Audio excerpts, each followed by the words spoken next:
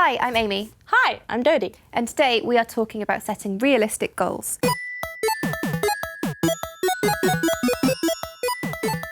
So Dodie, have you ever made any New Year's resolutions or something like that? I have in the past, and they failed every single year.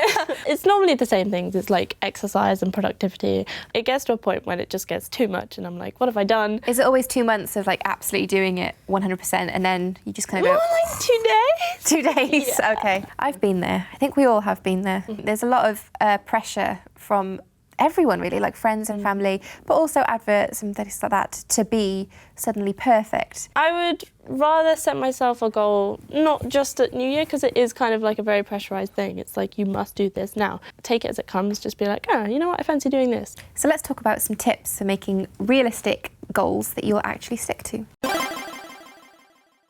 Rather than saying, I am going to run for 30 kilometres every week for a whole year, to instead maybe say, I'm going to try and run 3 times a week. That's more... Yeah, I've like recently gotten into running, and I hate running. I hate running. Every time I used to run, like just out on a whim, it was like painful, and I was like, why am I doing this? I hate this. But if you do it, that it kind of hurts like a tiny weeny bit, you can build yourself up to it. So yeah, I guess start slow. Don't try and do everything all at once. Be bad until you're good, and then good until you're great. It's also important to remember that if you mess up, that's fine. You don't have to cancel everything like I did. You're allowed to, you know, have a break or take a day off. This could be support from like a trusted adult, or you could get your friends to join in. Yeah, I went running with my mum today. It was really cool. Yeah. And I guess it helps, doesn't it? Like you've got your mum to support you when you're feeling like you just can't go on. Exactly, like we both kind of hate it. So it was like, we can do it, come on, let's go. When you're having a bad day and think, I'm terrible at this, what's the point? If you're struggling to do a 5K, you can then look back at when you couldn't even run 500 metres down the road and think, you know what, I might not be where I want to be, but I'm so much further than I was. Yeah, I can't wait until I can do that.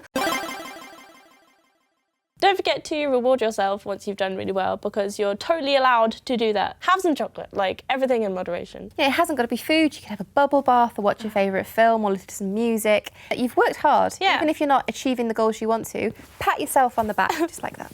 Or get someone else to pat yourself. It can be really hard to build these new habits, particularly when it's something around exercise or maybe like learning a new skill, because you have to put a lot of effort in, and it can be quite stressful. If you start to feel stressed or worried or just low about everything that you're doing, just remember why you're doing this. You're doing it for you. You're doing it to feel better about yourself, and like positivity.